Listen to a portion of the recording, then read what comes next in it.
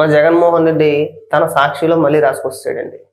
రాష్ట్ర ప్రజల చేతుల్లో డబ్బులు లేవు, జగనన్న ఉంటే ప్రజల చేతుల్లో లక్షల రూపాయలు ఉండును. జగన్మోహన్ రెడ్డి ముఖ్యమంత్రిగా లేడు కాబట్టి ప్రజల చేతుల్లో డబ్బులు లేక అడుక్కుంటున్నారని చెప్పేసి అని నిన్న తన వైఎస్ఆర్సీపీ పార్టీ అఫీషియల్ పేజీల్లోని, ట్విట్టర్లోని, ఫేస్బుక్లోని గట్రా పెట్టించాడు. ఇవాళ అదే వార్తని సాక్షిగా రాసేసాడు.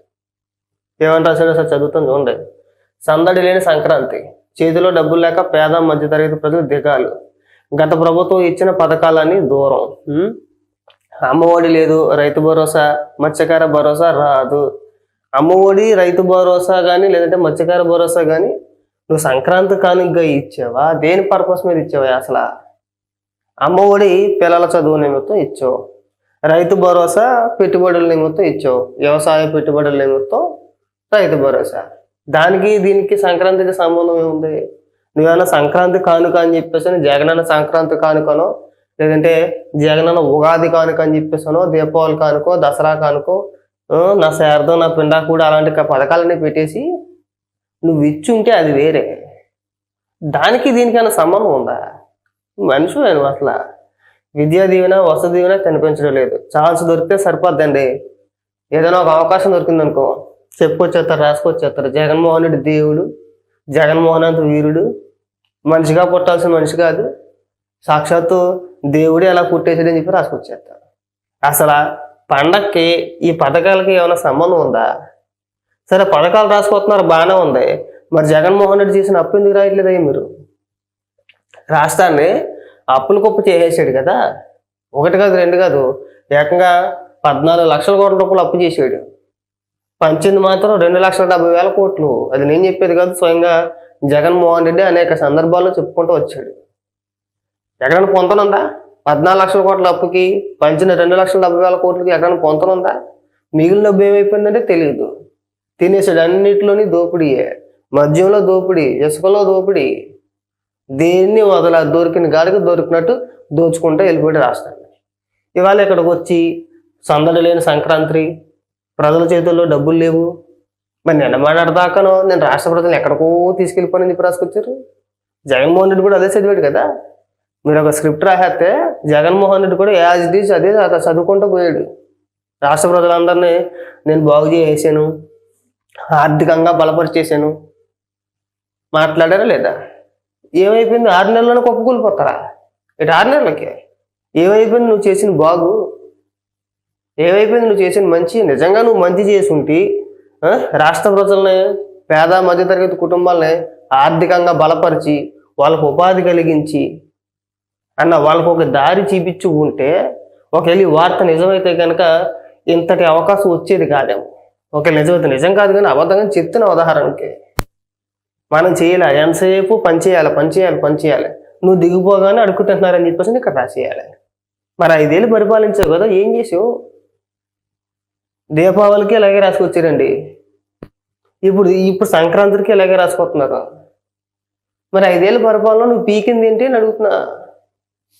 అంటే ప్రజలకు ఉపాధి లేకుండా, ఏ పని మనం కల్పించుకుంటా, వ్యవస్థలన్నింటినీ సర్వనాశనం చేసేసి, అన్నింటినీ మనం దోచేసి, సంవత్సరానికి ఏదో పథకం పేరు చెప్పిన ఓ 15,000 రూపాయలు ఇచ్చేస్తే అదే అభివృద్ధి అని చెప్పి అనుకున్నాం, అంతేనా? ఇంక రాష్ట్రంలో ఉన్న ప్రజలందరూ కూడా రాష్ట్ర ప్రభుత్వాల మీద ఆధారపడి బతకాలి. ప్రభుత్వం ఏదో ఒక పేరుతో, ఏదో ఒక సంక్షేమ పథకం పేరుతో డబ్బు ఇస్తేనే కానీ పండగలు చేసుకోవాలనే స్థితికి తీసుకొచ్చాడు కదా. ఒకవేళ ఈ వార్త నిజమైతే దానికి కారణం కూడా జగన్మోహన్ రెడ్డి. 5 ఏళ్ళు నువ్వు ముఖ్యమంత్రిగా ఉండి చేసింది ఏంటి అని అడుగుతున్నాం. నువ్వు చెప్పుకోవాలి కదా. 1000 కుటుంబాలు బాగు చేసేవయ్యా, రాష్ట్రాన్ని ముందుకు తీసుకెళ్ళాము, మా హయాంలో కొన్ని వేల పరిశ్రమలు వచ్చేసినాయి, దానివల్ల కొన్ని 100 కుటుంబాలు, 1000 కుటుంబాలు, లేదంటే కొన్ని 1000 మందికి ఉద్యోగాలు వచ్చినాయి అని చెప్పేసి అని చెప్పుకోవాలి కదా. నువ్వు ఇచ్చే 15,000 రూపాయలకి పండగలు చేసుకుంటలేదు, పబ్బాలు చేసుకుంటలేదు, ఉపవాసాలు ఉంటున్నారు. మాట్లాడుతాం రేపు పొద్దున్న రాష్ట్రంలో ఏ కారణాల చేత ఎవరు చనిపోయినా జగన్మోహన్ రెడ్డి ముఖ్యమంత్రిగా లేడు కాబట్టి ఆ బెంగతో అన్నం తినడం అనేసి చచ్చిపోయారని చెప్పేసి కూడా రాస్తారు. ఇంకా రాసుకొచ్చారు చాలా, చదువుతో చూడండి. రోగం వస్తే ఆదుకునే దిక్కు లేదు, ఫ్యామిలీ డాక్టర్ కనుమరుగు. ఫ్యామిలీ డాక్టరా? ఇటు ఫ్యామిలీ డాక్టర్ని కూడా అరేంజ్ చేసావు నువ్వు. మాకు తెలియదే. నాకేనే కాదు, రాష్ట్ర ప్రజలు ఎవ్వరికి కూడా తెలియదు ఫ్యామిలీ డాక్టర్ని అరేంజ్ చేసినట్టు. అది ఎప్పుడు జరిగింది? జగన్మోహన్ రెడ్డి నిద్రపోతున్నప్పుడా? ఇటు జగన్మోహన్ రెడ్డి కళ్ళలో కలగానేసింది అన్ని కూడా ఇక్కడ మీరు రాసుకొచ్చేస్తారేమో. జగన్మోహన్ రెడ్డి కలగానేసినట్టున్నాడు ఈ ఫ్యామిలీ డాక్టర్ అని చెప్పేసి అన్న చూసావా?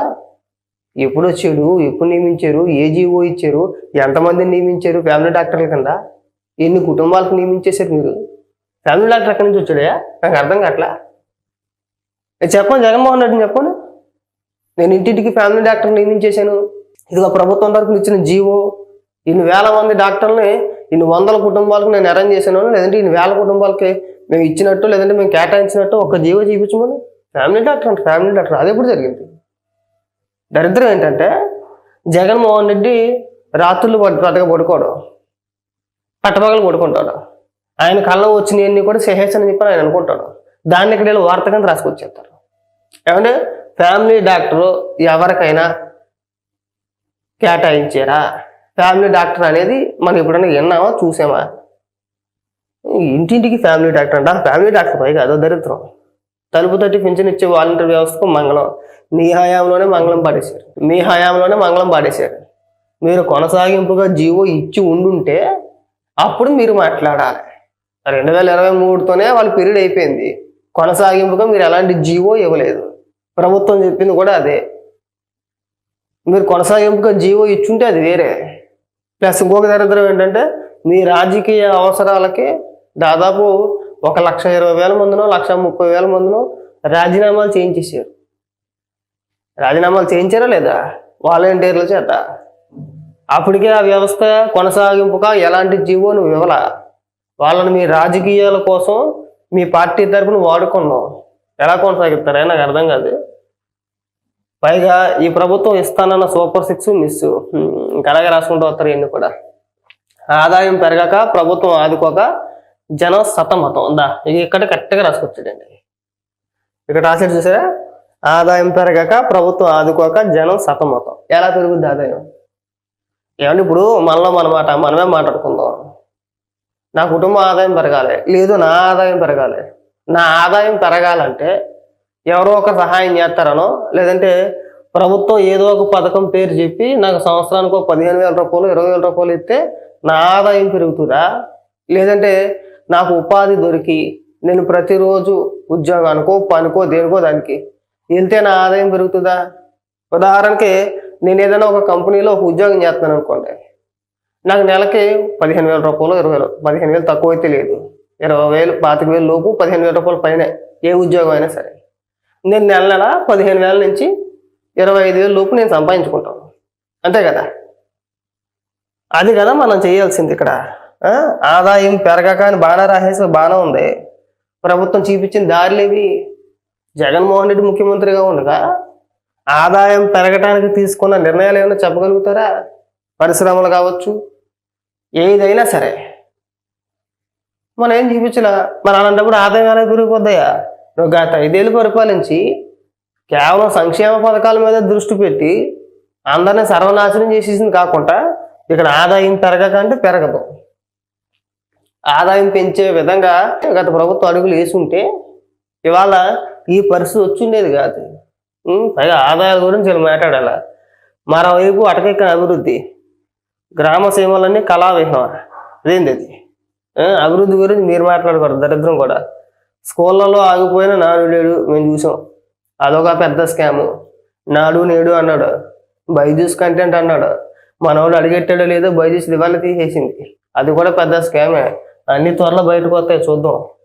అన్నదాతలకు చేయూత ఇవ్వలేని దుస్థితిలో ఆర్బీకేలు, అమ్మబోతే అడవి కొనబోతే కొరువు అన్నట్లుగా మారిన ధరలు.